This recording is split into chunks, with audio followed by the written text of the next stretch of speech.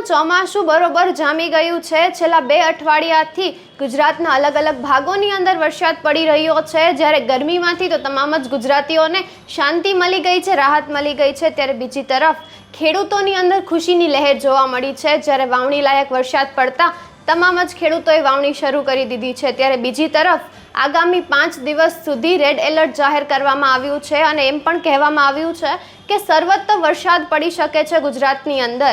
આગાહી હવામાન વિભાગ દ્વારા કરવામાં આવી છે કે આગામી 5 દિવસ સુધી આખા ગુજરાતની અંદર તમામ જિલ્લા અને તાલુકામાં સર્વત્ર વરસાદ પડી શકે છે। એની સાથે જ આજે વહેલી સવારથી જ રેડ એલર્ટ જાહેર કરવામાં આવ્યા છે સૌરાષ્ટ્રના 4 જિલ્લા અને ગુજરાતના બીજા 4 જિલ્લાઓની અંદર। નમસ્કાર, ટકાટક મીડિયામાં હું આપની સાથે હેમાંગીબા।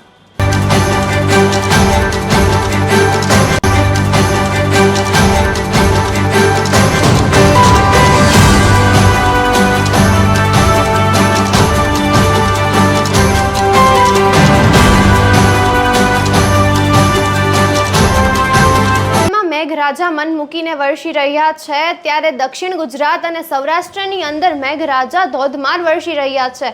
ત્યારે આજે વહેલી સવારથી જ તમામ જ જગ્યાએ વરસાદી માહોલ જોવા મળ્યો છે। જ્યારે દરિયાકાંઠાના તમામ જ વિસ્તારોમાં રેડ એલર્ટ જાહેર કર્યું છે અને માછીમારોને દરિયો ના ખેડવા માટે પણ સૂચના અપાઈ છે। આગામી 5 દિવસ સુધી ગુજરાતની અંદર સર્વત્ર વરસાદ પડશે તેવી પણ આગાહી કરવામાં આવી છે। જ્યારે આજે એટલે કે 30 જૂનના રોજ અમદાવાદના અલગ અલગ ભાગોની અંદર વરસાદ વરસી શકે છે તેવી શક્યતાઓ હવામાન વિભાગે દેખાડી હતી। ત્યારે આજે વહેલી સવારથી જ અમદાવાદના મોટા ભાગના વિસ્તારોમાં ધોધમાર વરસાદ વરસી રહ્યો છે। જ્યારે સુરતમાં વરસાદ વરસવાના લીધે નીચાણવાળા વિસ્તારમાં પાણી ભરાઈ ગયું છે અને જળબંબાકારની સ્થિતિ પણ સામે આવી છે। જ્યારે સૌરાષ્ટ્ર અને દક્ષિણ ગુજરાતના મોટાભાગના વિસ્તારોમાં વરસાદ પડતા તમામ જ ખેડૂતોએ વાવણી શરૂ કરી દીધી છે। આજની અંદર આજે વહેલી સવારથી જ વરસાદી માહોલ જામ્યો છે। જ્યારે સવારે 8 વાગ્યા સુધીમાં 77 જેટલા તાલુકાની અંદર વરસાદ નોંધાઈ ગયો છે। જ્યારે નોંધનીય છે કે છેલ્લા 24 કલાકની અંદર 190 જેટલા તાલુકામાં વરસાદ નોંધાયો છે, જેમાં સૌથી વધારે વરસાદ ભાવનગરના મહુવામાં 3 ઇંચ જેટલો વરસાદ નોંધાયો છે અને એની જ સાથે રેડ એલર્ટ પણ જાહેર કરવામાં આવ્યો છે ગુજરાતના 8 જિલ્લાની અંદર। સૌરાષ્ટ્રમાં 4 જિલ્લાની અંદર રેડ એલર્ટ જાહેર કરવામાં આવ્યો છે, જેમાં ભાવનગર, રાજકોટ, અમરેલી, બોટાદ, એની જ સાથે નવસારી, વલસાડ, સુરત અને તાપીનો પણ સમાવેશ થાય છે। જ્યારે તમામ જ જગ્યાએ વરસાદી માહોલ જામ્યો છે, ત્યારે માછીમારોને દરિયો ના ખેડવાની પણ સૂચનાઓ આપવામાં આવી છે।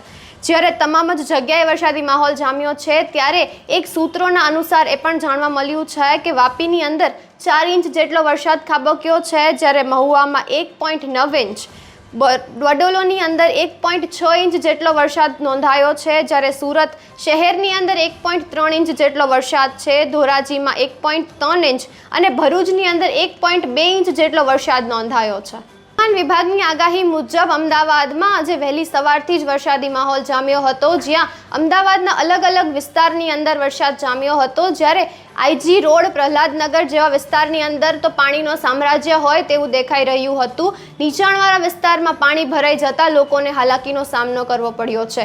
જ્યારે હવામાન વિભાગે આગામી 7 દિવસ સુધી ગુજરાતની અંદર સર્વત્ર વરસાદ રહેશે તેવી આગાહી કરી છે અને અમુક ભાગોની અંદર ભારેથી અતિ ભારે વરસાદ આવી શકે છે તેવી પણ શક્યતાઓ દેખાડી છે। આવી જ ટકાટક ન્યૂઝ માટે જોડાઈ રહ્યો ટકાટક મીડિયા સાથે। નમસ્કાર।